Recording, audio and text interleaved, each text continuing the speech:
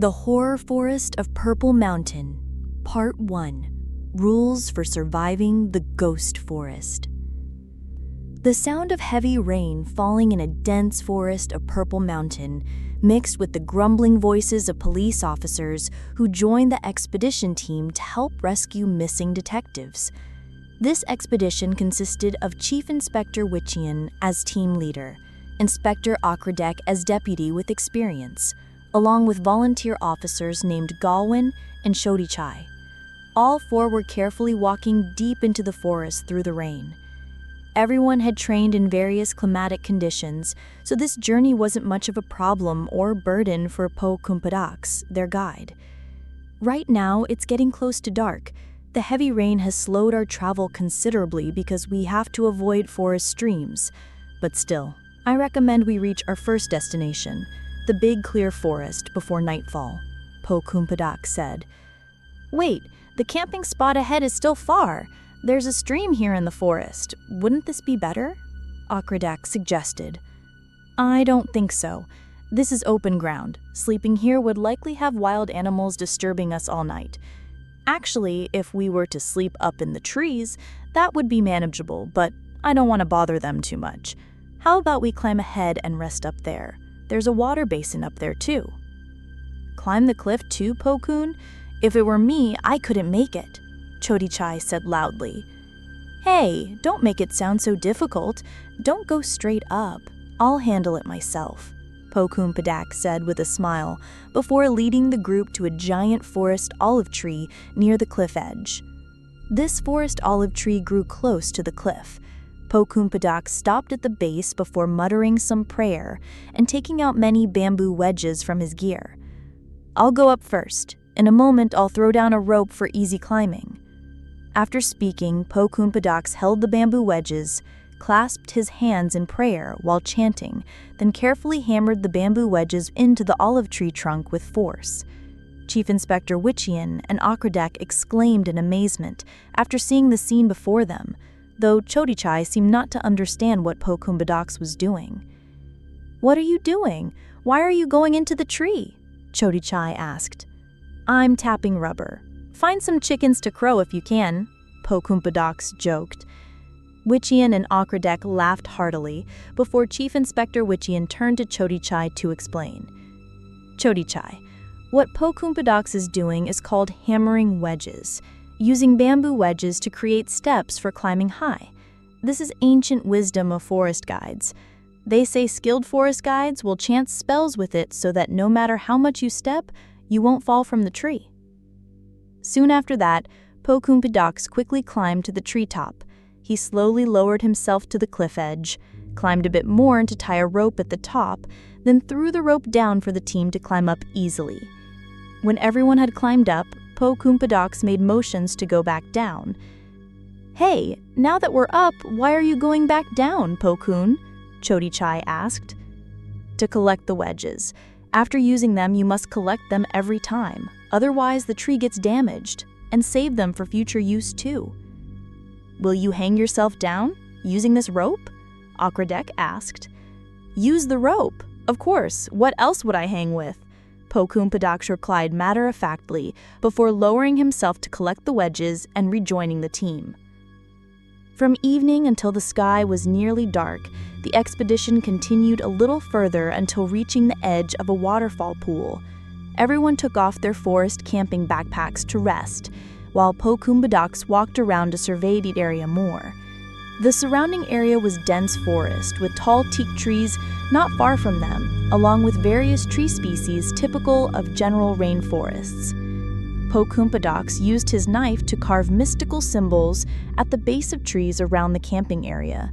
When finished, he walked back to join everyone at the resting spot. Where did you go? Porkun, we were waiting to eat, Chief Inspector Witchian asked casually. Just went to check things out a bit. How is it, Porkun? Did you encounter tigers? Shodichai joked. Not today, but I just encountered some the day before yesterday.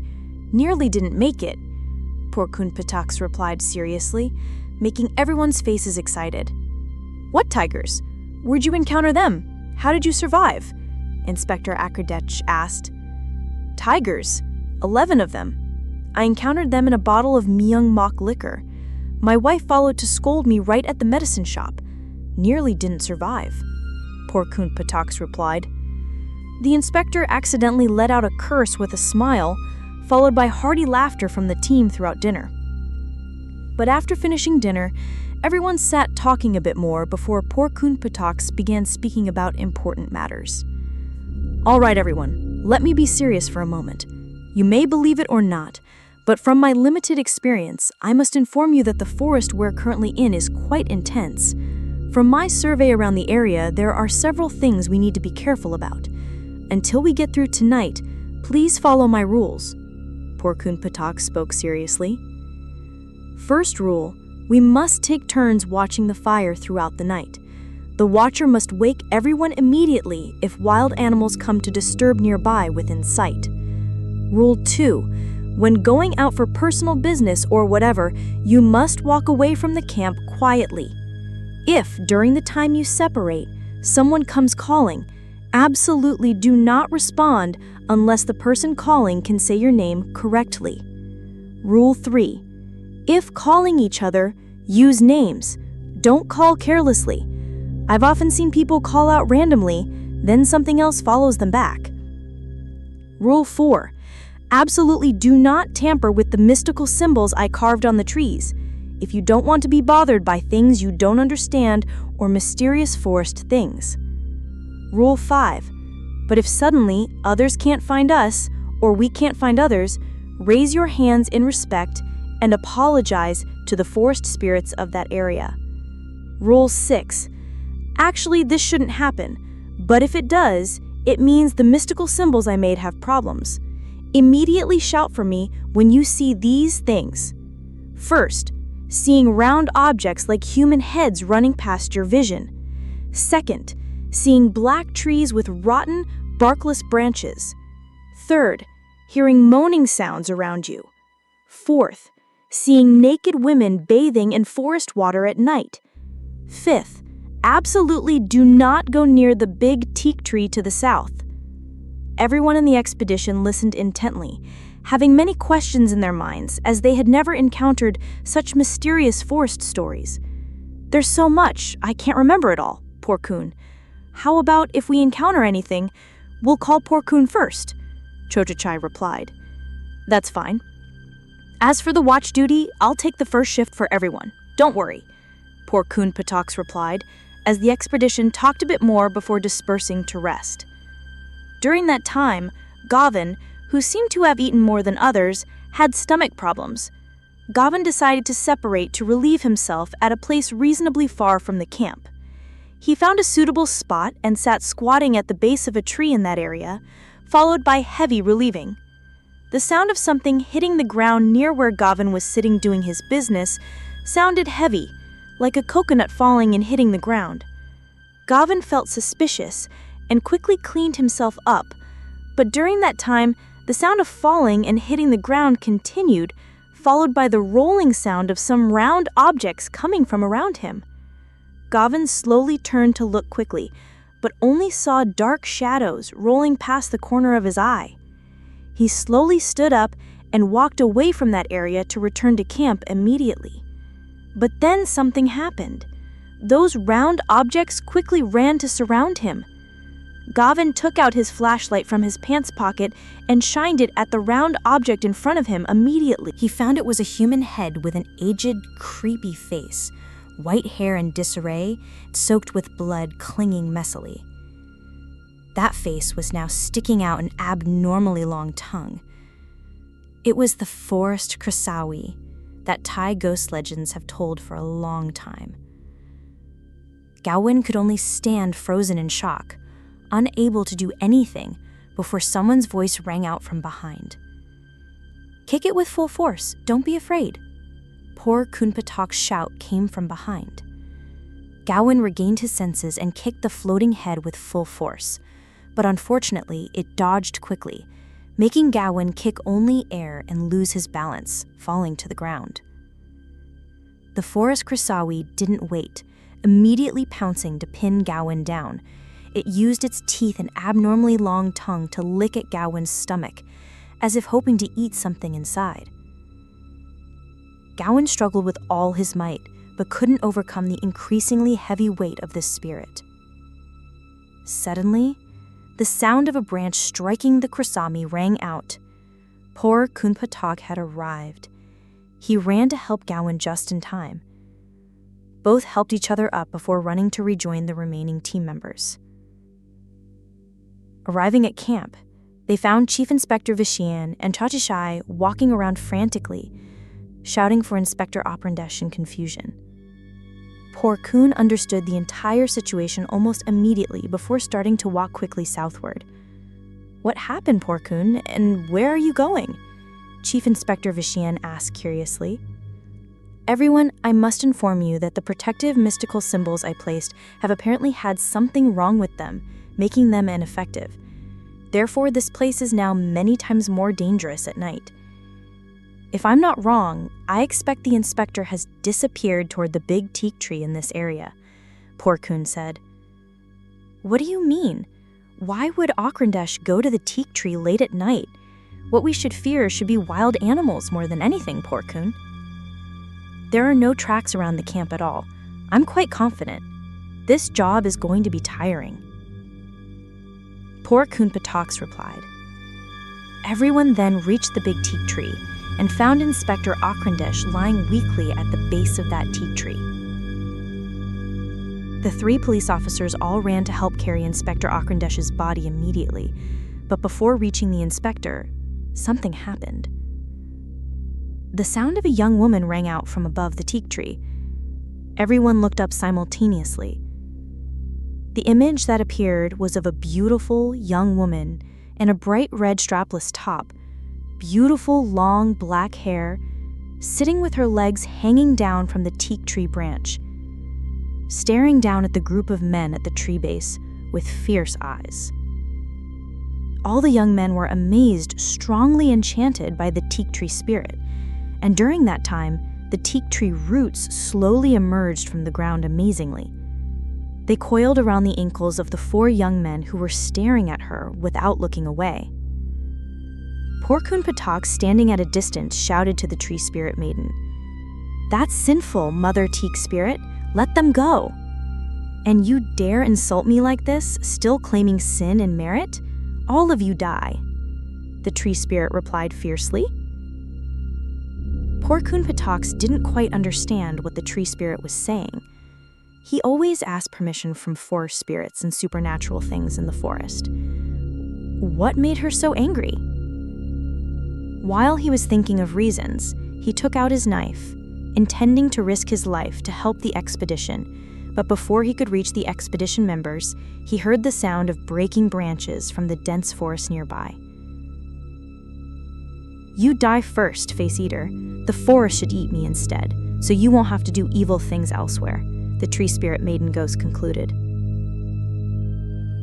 The roar of a large creature rang out from the side, the sound of a wild elephant that could be immediately recognized as extremely agitated. Now that sound was heading toward the teak tree, where the expedition was trapped and unable to escape in time. Porkun Pataks thought of something. He decided to quickly run straight toward the sound of the maddened elephant immediately.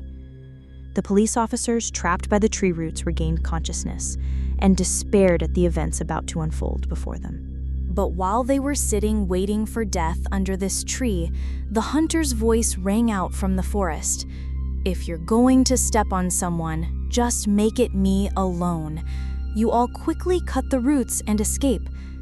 Porkun Pitax ran out of the dense forest, followed by the maddened elephant chasing him frantically. Porkun's face showed no fear, even though behind him was a massive wild elephant. He ran smiling straight toward the base of a large tree on the opposite side from the teak tree, and along the way, Porkun threw the knife he wore in its sheath toward the police officers with force. He ran to stop at the base of a cork tree, along with the wild elephant preparing to charge at him with its tusks with full force. Porkun dodged narrowly, causing the elephant's tusks to break against the tree base, followed by him running to the elephant's side and beginning to chant something.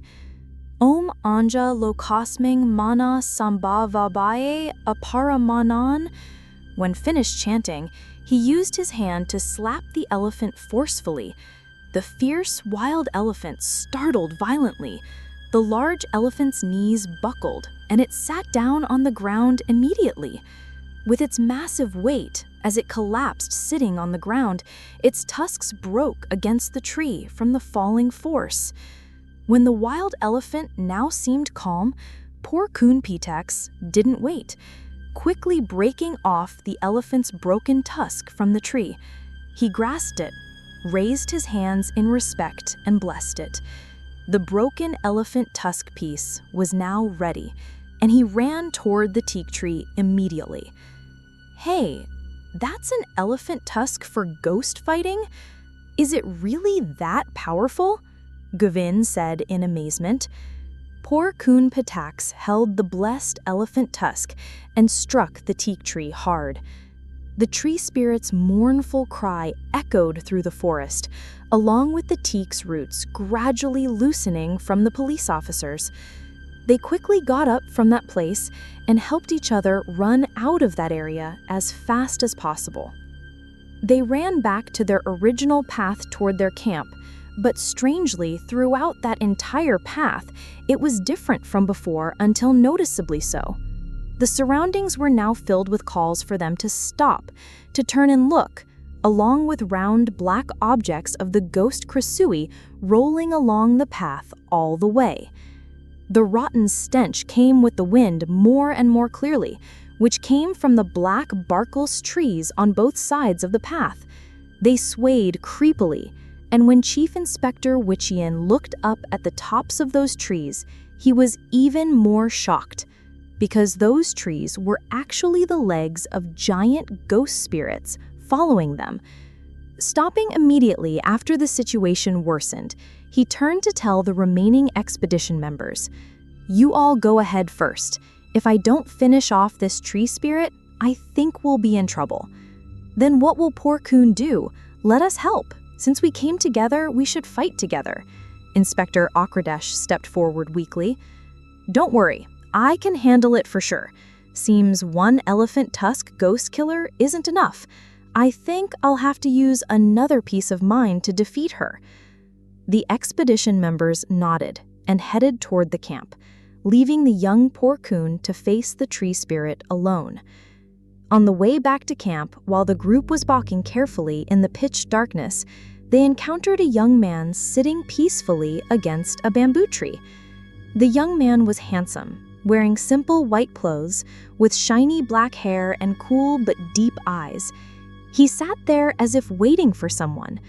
"Sir," Chief Inspector Witchian called out, "are you lost? This place is very dangerous at night."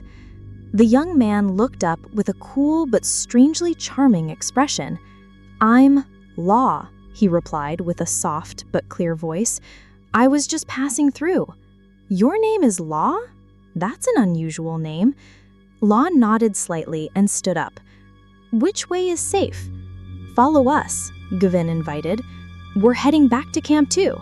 Law followed them quietly, but strangely, since Law had been walking with them, the cries of ghosts and various mysterious things that had been chasing them became mysteriously quiet. Even the rotten stench that used to float on the wind gradually faded away, as if something was protecting them. "That's strange. It seems like the ghosts have all disappeared," Akradek murmured. "Probably because there are many of us," Weihyun replied, not knowing that the young man walking quietly behind them had power over those mysterious things. When they reached the camp, Law stopped at the edge of the camp. "Thank you for showing the way," he said softly. "I'll rest around here." "Won't you come sit by the fire?" Gawain invited. "It's cold outside." Law shook his head. "It's okay. I'm used to it." He walked to sit under a large bamboo tree not far from the fire. The police officers looked after him curiously but didn't force anything. Throughout that night, even without poor Kun Patox keeping watch, nothing came to disturb them. Everyone slept soundly. When morning came, they woke to find Law had disappeared. No one knew where he went or when. "Strange, the person named Law has disappeared," Chodishai said. Maybe he woke up early and continued traveling, Wihian guessed. No one knew that Law had protected them throughout that night, and when poor Kun Patox returned to the camp.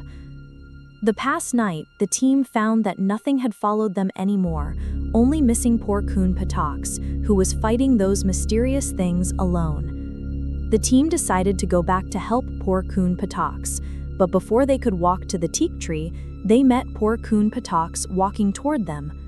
His appearance was weak, smiling slightly at the team while using both hands to slowly tie the rope at his waist. The belt around his waist looked very loose. "Don't tell me the other piece you mentioned meant that piece," Chodashai said while pointing at that part of poor Kun. Poor Kun was very embarrassed but didn't answer anything clearly. "Anyway, we have to thank poor Kun very much. Otherwise, we would have been trampled to death by the elephant there," Chief Inspector Wihian said. "It's what I had to do anyway. No need to thank me, just one thing." "What, poor Kun?" Gawain asked. "Just one thing, don't tell my wife," poor Kun replied, before everyone laughed heartily and returned to camp safely. The team members didn't know that actually the piece poor Kun was talking about was the iron talisman hanging as an amulet at his waist. With that talisman, he used it to enchant the tree spirit Dara until she was helpless and came begging until successful.